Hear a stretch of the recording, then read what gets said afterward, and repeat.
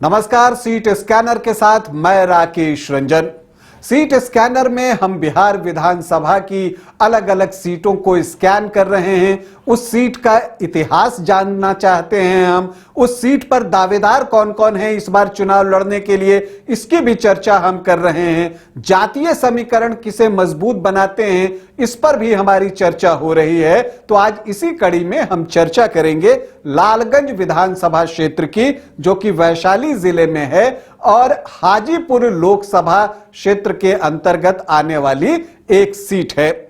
अगर आप लालगंज विधानसभा सीट की बात कीजिए तो इस बार ये हॉट सीट बन चुकी है और इसके पीछे वजह भी है। वजह यह है कि यहां मुन्ना शुक्ला की पत्नी अन्नू शुक्ला जो है वो चुनाव लड़ सकती हैं। वो जनसंपर्क भी कर रहे हैं, जबकि उनके सामने बीजेपी के फायर ब्रांड नेता संजय कुमार सिंह होंगे।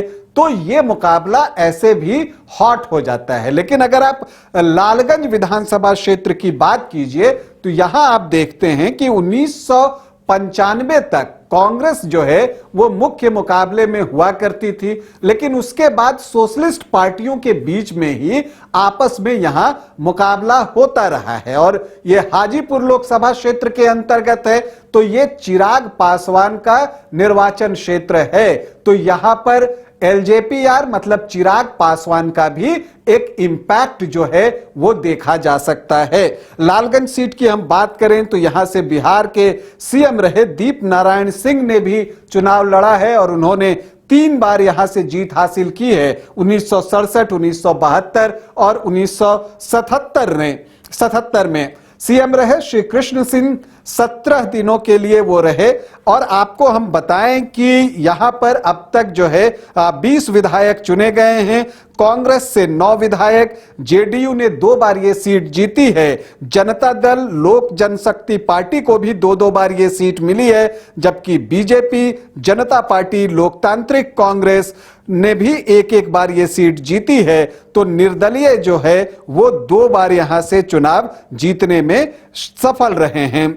यहां पर अगर हम देखें और आखिरी 3 चुनावों की बात करें कि लालगंज विधानसभा क्षेत्र में क्या कुछ हुआ है, तो आप देखते हैं कि यहां पर एक इंपैक्ट जो है वो विजय कुमार शुक्ला यानी कि मुन्ना शुक्ला का भी दिखता है। या तो वो चुनाव लड़ें या उनकी पत्नी चुनाव लड़ें, तो वो इंपैक्ट जो है यहां पर जो है आपको दिखा है। विजय कुमार शुक्ला यानी कि मुन्ना शुक्ला भी यहां से 3 बार चुनाव जीतने में सफल रहे हैं। अगर हम आखिरी 3 चुनाव की बात करें तो 2010 में यहां जेडीयू को सफलता मिली थी और तब अन्नू शुक्ला मतलब मुन्ना शुक्ला की पत्नी जो हैं वो जेडीयू की कैंडिडेट थी और उन्होंने 24,145 वोटों की जीत हासिल की थी। लेकिन 2015 में जबकि महागठबंधन बना था तो ऐसा लग रहा था कि फिर से जेडीयू को यह सीट मिल जाएगी, क्योंकि आरजेडी, जेडीयू और कांग्रेस एक साथ थे और कैंडिडेट भी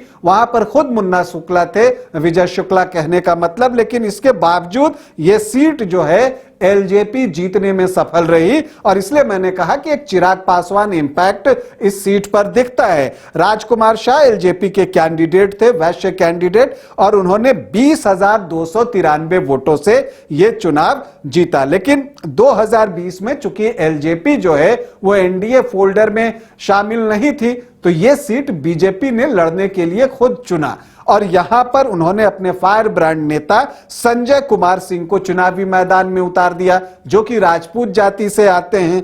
यहां पर कांग्रेस ने जो है राकेश कुमार मतलब कि पप्पू सिंह को चुनावी मैदान में उतारा। पप्पू सिंह कौन?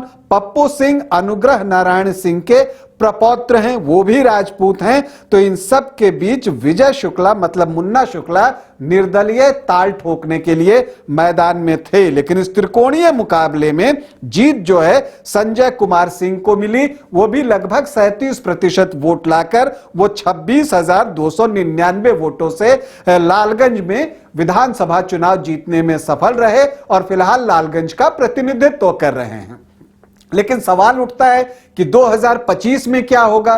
तो जो डेवलपमेंट हुआ, मुन्ना शुक्ला लोकसभा का चुनाव आरजेडी के टिकट पर लड़े, अब उनकी पत्नी लालगंज से आरजेडी के टिकट पर चुनाव लड़ सकती हैं। यह ऑलमोस्ट कंफर्म ही दिख रहा है। वो जनसंपर्क भी तेजी के साथ कर रही हैं। तो ये दिख रहा है। लेकिन जो सवाल उठता है कि एनडीए से कौन, यहां एक सवाल है, क्योंकि संजय कुमार सिंह बीजेपी प्रत्याशी सिटिंग विधायक हैं, तो राजकुमार शाह अभी भी एलजेपी में हैं और उनको उम्मीद होगी कि चिराग पासवान उनके लिए ये सीट जो है अपने खेमे में ला सकते हैं। लेकिन जो भी होगा यहां पर अब ये देखना दिलचस्प होगा कि यह राजपूत वर्सेस भूमिहार कैंडिडेट के बीच में मुकाबला होगा या भूमिहार वर्सेस वैश्य कैंडिडेट में मुकाबला होगा, यह देखना जो है वो दिलचस्प होगा। फिलहाल ऐसा लगता है कि यहां से पिछली बार कांग्रेस लड़ी थी, लेकिन इस बार कांग्रेस को यह सीट न मिले और ऐसी परिस्थिति में पप्पू सिंह को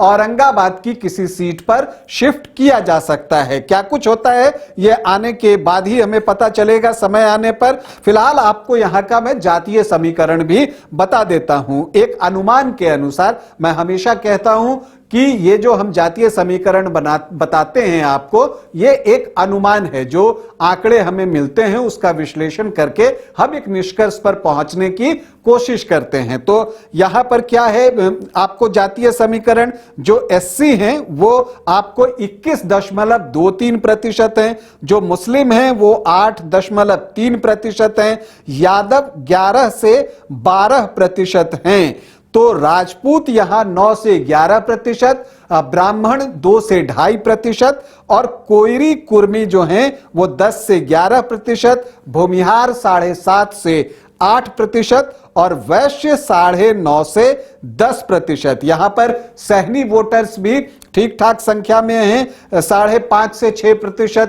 तो यहां पर जो है मुकेश सहनी की भी भूमिका बड़ी होगी कि क्या वो वोट जो है आरजेडी की तरफ ट्रांसफर करवा पाते हैं या नहीं। तो मुकेश सहनी की भी यहां पर परीक्षा है। लेकिन आप समीकरण देखें तो यह देखकर लगता है कि यहां पर एनडीए का पलड़ा थोड़ा सा भारी है जातीय समीकरण में। लेकिन सामने आप कैंडिडेट जब देखते हैं कि अन्नू शुक्ला यहां से चुनाव लड़ेंगी तो कांटे का मुकाबला होगा, इससे आप इनकार नहीं कर सकते। तो अब देखना है कि लालगंज में बाजी किसके हाथ लगती है। लेकिन एक बात तय है कि यहां का मुकाबला बहुत रोचक और दिलचस्प होने वाला है। अभी के लिए इतना ही, इजाजत दें, नमस्कार। देवघर के घोरमारा का सुखारी मंडल का शुद्ध पेड़ा बन गया है भोले के भक्तों की पहली पसंद। कांवरिया हो या श्रद्धालु, सभी पहुंचते हैं सुखारी मंडल गार्डन और Ruby restaurant Ghormara. H2O City, higher quality of living, a project by Anshul Homes. Luxury 2 and 3 BHK flats with garden attached balcony. Amenities are valet parking, swimming pool, clubhouse, kids play area, badminton and basketball courts. Anshul Homes, H2O City.